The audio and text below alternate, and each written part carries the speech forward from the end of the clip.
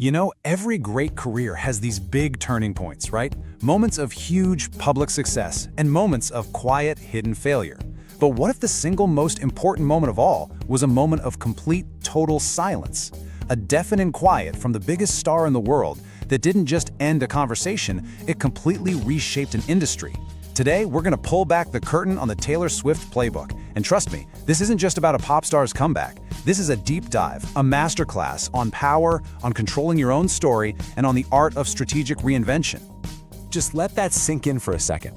In our world, a world that demands you're always on, always posting, always engaging, the biggest star on the planet just vanished. This was right after a really brutal public feud where the media story was just spinning completely out of her control. Everyone was waiting for something, right? A statement, a defense, anything. And what did they get? Nothing. A complete void. Her entire online world, years of photos, posts, fan interactions on Instagram, Twitter, her website, gone. Wiped clean. No paparazzi shots, nothing. It was like a digital ghosting on a global scale. This wasn't just a celebrity taking a little break.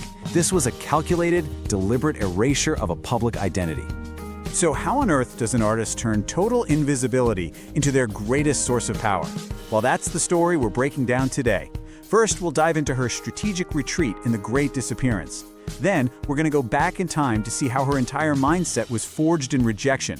From there, we'll decode her core philosophy, reinvention as strategy, and then we'll look at the specific systems of control she uses to pull it off.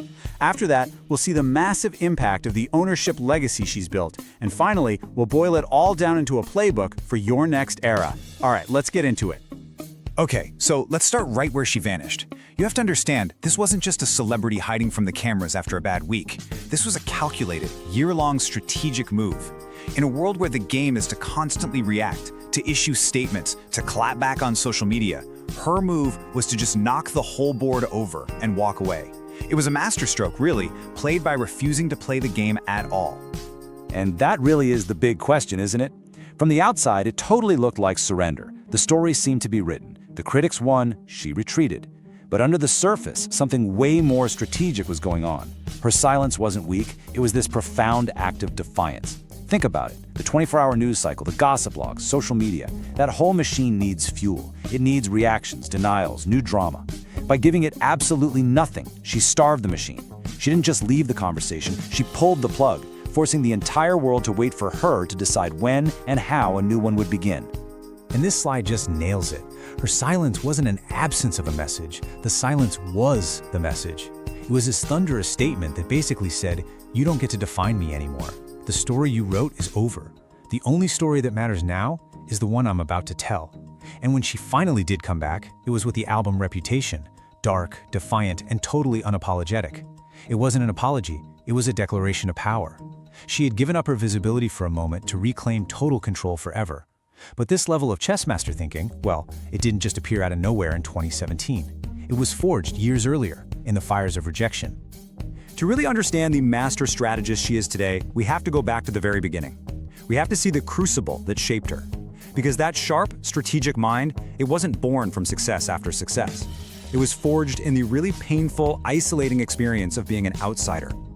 Try to picture this. You're a young teenager, and while all your friends are worried about social cliques and school dances, your whole world is just one thing: writing intensely personal country songs.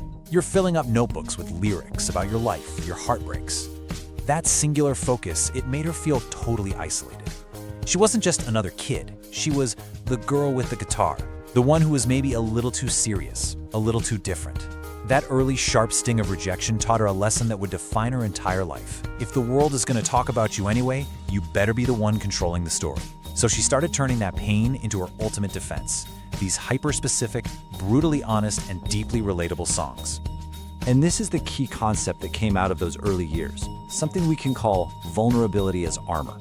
She took the very things that could have been used against her, her raw emotions, her specific heartbreaks, and she turned them into her greatest weapon. I mean, think about her early hits. She wasn't just writing about some breakup, she was writing about the breakup, with all the juicy specific details. By putting everything out there in her music first, she completely owned the narrative. There was nothing left for the gossip columns to expose, because she'd already exposed it herself, put it to a killer melody, and sold millions of copies. This instinct to protect her story, It laid the groundwork for the philosophy that would define her whole career. So, that early need to control her own story, it evolved into her core professional belief system. It's this radical understanding of modern fame that she turned into a real, working philosophy, reinvention as strategy. This is the moment the vulnerable songwriter becomes the master strategist. At the very heart of her strategy is a harsh truth she spotted early on, one this slide just lays out perfectly. Female artists, way more than guys, face this constant, relentless pressure to change. If you don't, you're called repetitive, predictable, and eventually the culture just discards you. Her genius wasn't in fighting this unfair standard, but in leaning into it and weaponizing it. She basically decided, okay, I won't just change when I'm forced to. I'm going to orchestrate my reinventions so completely that I'm always 10 steps ahead of everyone else. And that decision led to the birth of what we all now call the era concept. Now, this isn't just about dropping a new album. It's about launching an entirely new, immersive world. Every era is a meticulously planned, self-contained universe with its own look, its own sound, and its own story. It's a total creative reset. This is what lets her pivot from the cowboy boots of a country star to the neon glow of a pop icon to the cozy cardigan of an indie folk poet and take her massive audience right along with her. And the reason it works? The one thing that never, ever changes is the core product, that specific, personal, diary entry style of songwriting. The packaging is always new, but the soul is always authentically hers. So what's the anatomy of an era? It really breaks down into 3 interconnected pieces. First, a new aesthetic.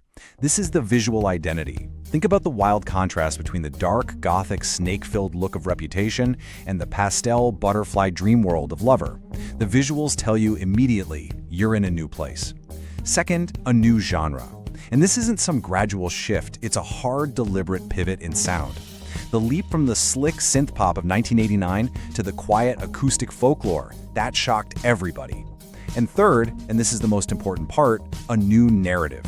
Each era tells a new story about who she is now.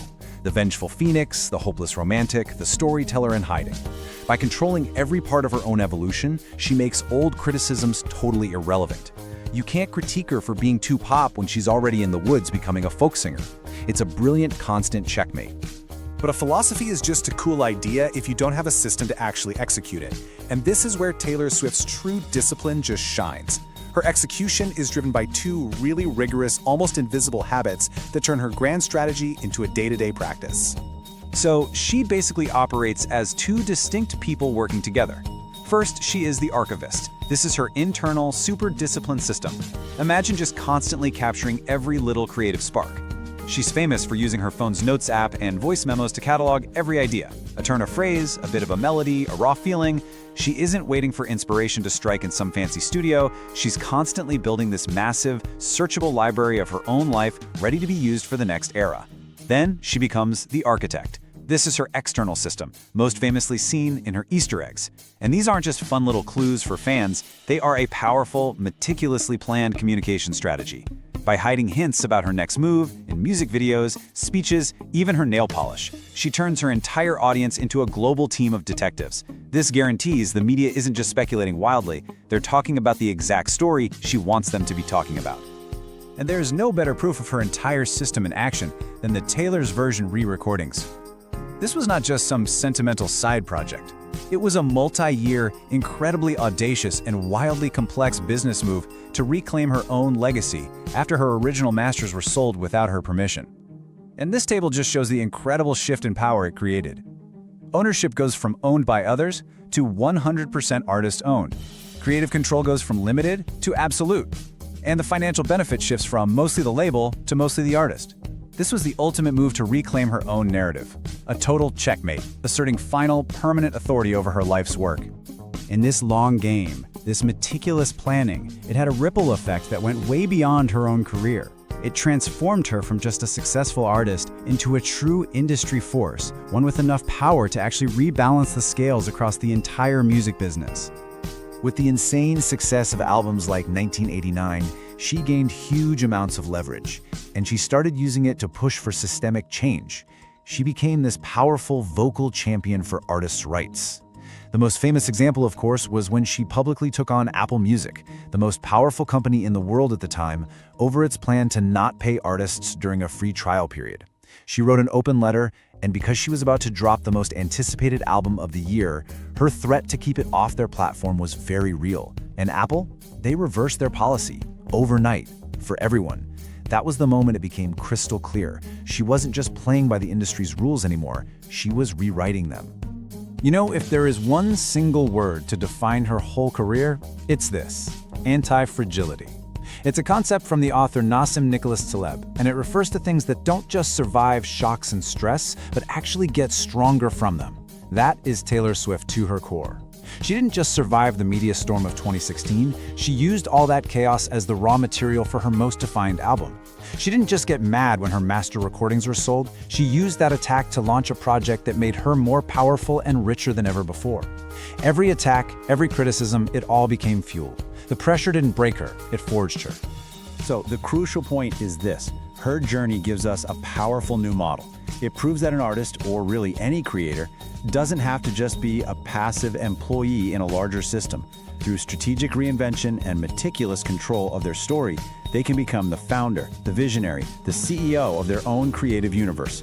She didn't just build a career, she built an entire empire, all on her own terms. And the playbook she used holds lessons for anyone who wants to take control of their own path. Because really, this playbook isn't just for aspiring pop stars. It's a guide for any of us looking to navigate change and intentionally shape our own growth. Whether that's changing careers, launching a new project, or just wanting to take more control of your own personal development. So how can you apply this playbook?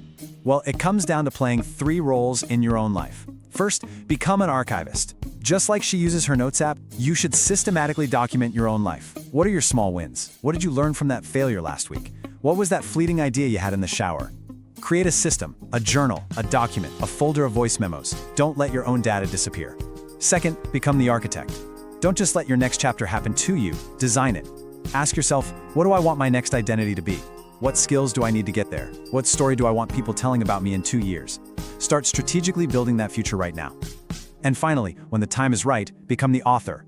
A pivot isn't just about making a change, it's about communicating that change. When you're ready to launch your next era, clearly and confidently explain the why behind it. Bring people along for the ride, don't just surprise them at the destination. So what's the ultimate lesson here? At her very core, Taylor Swift was always an archivist, meticulously saving her own emotions. But it was her choice to disappear, to embrace silence, that unlocked her greatest power. Her true genius was turning that external pressure to change into an internal mindset of constant strategic reinvention. It's a mindset that built a legacy of absolute control and ownership. And her story leaves us all with a final powerful call to action, right here on this slide. Stop reacting to the world's narrative. Start building your own. Stop defending who you were. Start architecting who you're going to become. Your next era is waiting.